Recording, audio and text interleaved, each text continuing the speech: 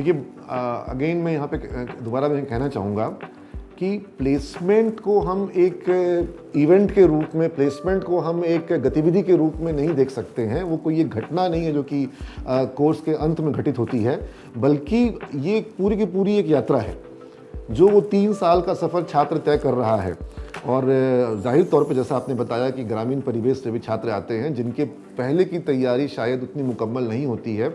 लेकिन जो वो 3 साल का समय यहाँ कॉलेज में दे रहा है और उस 3 साल में जिस तरीके से वो चीज़ों को सीख रहा है, जिस तरीके से नई चीज़ों को देख रहा है, जिस तरीके से वो प्रैक्टिकल्स कर रहा है, या हम यदि अपने करिकुलम में कुछ नई चीज़ों को शामिल कर रहे हैं, ऐसी चीज़ों को शामिल कर रहे हैं जिसकी अभी इंडस्ट्री को ज़रूरत है, डिमांड है। यदि मैं आपको एक उदाहरण के तौर पर समझाऊं कि यदि आप सबने शायद सुना हो कि आजकल आर्टिफिशियल इंटेलिजेंस की काफ़ी चर्चा होती है कि कंप्यूटर जो है वो आर्टिफिशियल इंटेलिजेंस के माध्यम से कई सारे कार्य को कर पा रहे हैं, या मशीन लर्निंग जिसको हम लोग कहते हैं, या फिर IoT, internet of things, robotics technology, या फिर एंड्रॉयड ऐप डेवलपमेंट। तो इस तरह के क्षेत्रों में बहुत रोजगार की संभावनाएं हैं, हम सभी जान रहे हैं, लेकिन हमारे विश्वविद्यालय के पाठ्यक्रम में अभी इन विषयों को आने में बहुत शायद समय लगे। लेकिन हम ये प्रयास करते हैं कि हम अपने कोर्स के दौरान छात्रों को ऐसी सभी तकनीकों से उनको हम ट्रेन करें, उनको हम उसकी प्रशिक्षण दें। और इसका फ़ायदा ये होता है, इसका परिणाम ये होता है कि जब हमारे लिए प्लेसमेंट की बारी आती है तब काफ़ी सारा काम हो चुका होता है। अब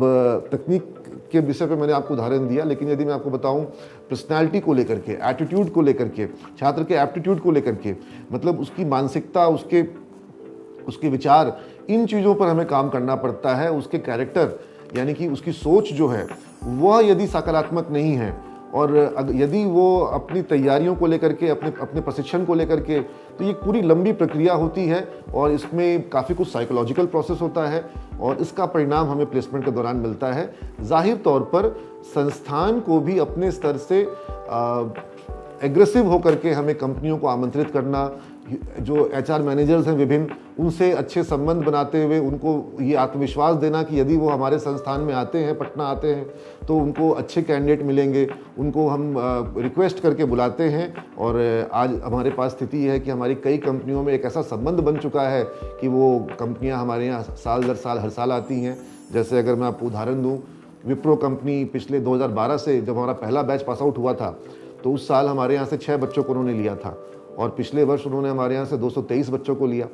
तो ये लगातार 2012 से हमारे यहाँ हर एक साल ऐसा कोई वर्ष नहीं हुआ जब विप्रो ने हमारे यहाँ से छात्रों को चयन नहीं किया हो, या TCS कंपनी ने, या ICICI बैंक ने, या उसी तरीके से Bharti Airtel, Vodafone, HDFC bank. अब तो हर एक सेक्टर में हमारे बच्चे हैं और मतलब भारत में शायद ही ऐसा कोई बड़ा शहर हो जहाँ हमारे छात्र ना हो। दुनिया के अलग अलग देशों में हमारे बच्चे पहुँच चुके हैं। तो ये एक सतत यात्रा है और इसको हम एक इवेंट के रूप में नहीं देख पाते हैं, क्योंकि अगर किसी छात्र ने पूरे 3 साल तैयारी ना की हो तो